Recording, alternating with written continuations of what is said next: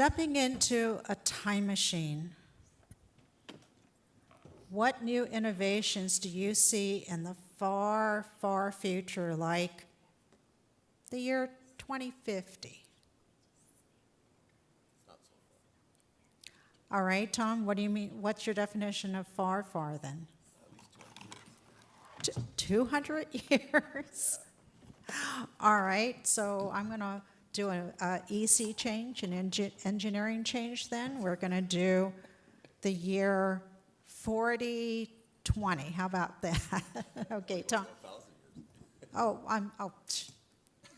well, far future. Okay, Tom, since you started, why don't you give your guess? Like 200 years? Sure, 200 years. Okay, 200 years. I'll bet we're going to have, one way or another, we're going to have met other creatures that think and that seem to be conscious of their own existence. We're going to have to acknowledge them as humans as well. We might even have machines. We'll probably even have machines that will do that. So the very definition of what a human being is going to be changing a lot. There may not be a limit. And if I may interrupt too, and yeah, since you brought about the human factor, why don't you make sure you cover that and any types of impacts to society as well? Oh, well, I mean, that's going to have all kinds of implications on what if your refrigerator is conscious, you know, can you throw it away? For example, you know, so there's an awful lot of moral and other things you have to think about, you know, in terms of what that might be. And the other thing is that the way in which people interact with each other nowadays is going to be changing an awful lot. You know, who knows what kind of sort of biases or things of that sort, or what kind of classes might be developed and things that sort of thing. I also think we're going to be, especially if you go 100 years or more in the future, we'll have people living in other parts of another place in outer space, at least in our own solar system, if not starting to venture out further than that. And we'll probably have found new sources of energy beyond what we can think today, and probably will have discovered new physical laws that, you know, we're starting to get feelings of some interesting things, you know, looking back in terms of trying to understand the beginning of the universe and, you know, what's dark energy, what's dark energy, what's dark matter. There may be some other things that come out of that that will lead to new ways of transportation or of communicating or all manner of things. So as long as people keep thinking, as long as people continue to try to find new stuff, it just seems to me that there's an enormous number of things that we could find. Like I was saying before, when I started, you know, the future is what happens while we're making other plans. Do you want us all to do that? Well, anybody else want to comment? So And yeah, we're talking the year 2220. I'll throw that out. There you go. Okay. 2220. 2220. I get confused. Is that 2040 or 2050? 200 years from now. 200 years from now. So I will be 268 years old. That's the whole purpose of my work in the Brain Initiative. I want to postpone forever dementia, Alzheimer. I hope that by studying hard enough, understand it, and with the help of Jesse and the newer generation, they could help the aging population to always remember their birthday, what they have to do, and their grandchildren, and also be healthy, okay? Being able to be independent, driving the autonomous cars with the brain controlling the car. Thank you. Let's Sure. Sure. Thinking about it in that perspective, and also with the highlight of saying, you know, interfacing with the brain, so back into the brain. So how do we go from analyzing what we're thinking in order to being able to create new thoughts within the mind? Obviously, there's this issue of education. It's one of the biggest issues within the world today. One of the biggest challenges of aging is the idea of creating an individual who can continue to have interaction, meaningful interaction with the world that's changing continuously. So we're going to have to be able to find ways to more efficiently teach ourselves in order to be able to continue our longevity. You know, it's a continuously changing world. We're building every day on things that we thought we knew beforehand.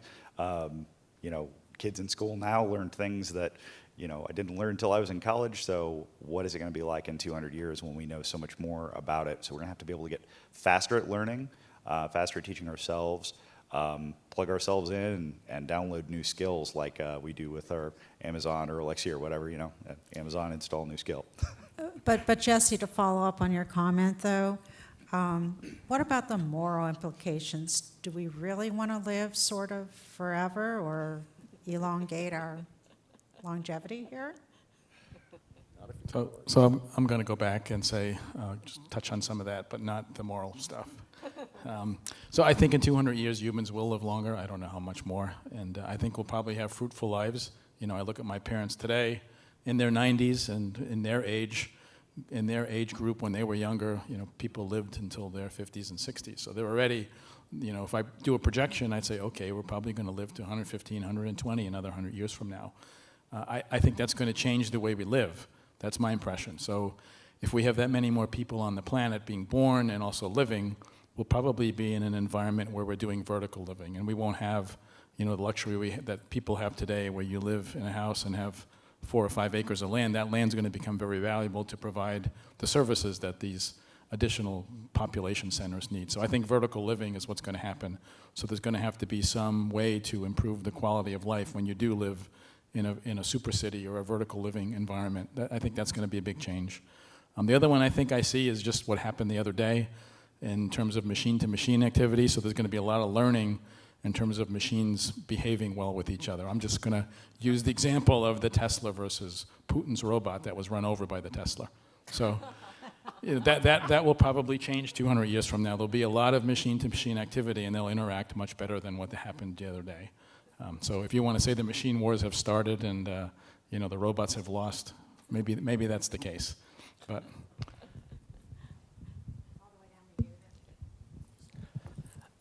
so human technology is advancing acceleratedly.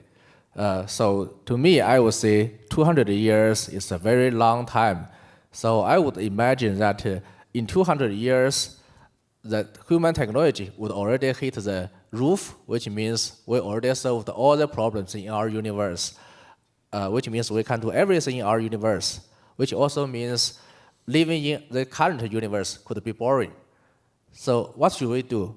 We get into other universes. We live in other universes. Those other universes do not necessarily be real. They could be virtual.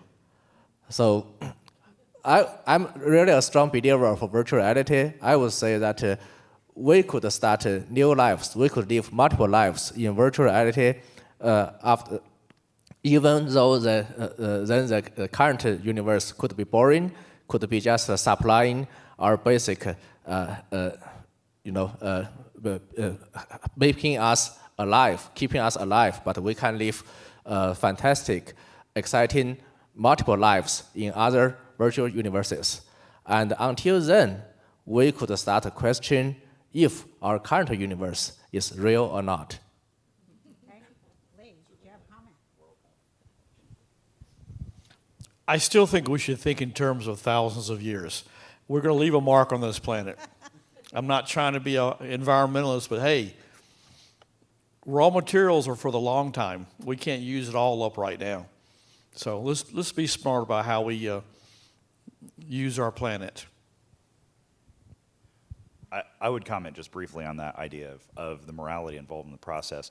I think that it is a question of quality of life with regard to longevity. I mean, it is an issue of maintaining dignity. You know, the idea of many of us, as we age, we don't want to lose faculties and capabilities.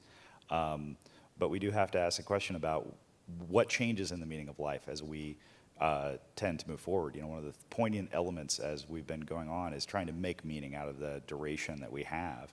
And maybe the biggest focus for right now, you know, thinking about providing the quality of that future not using up resources, being careful about what we do, but also creating things that improve people's lives, you know, where the technology serves humanity.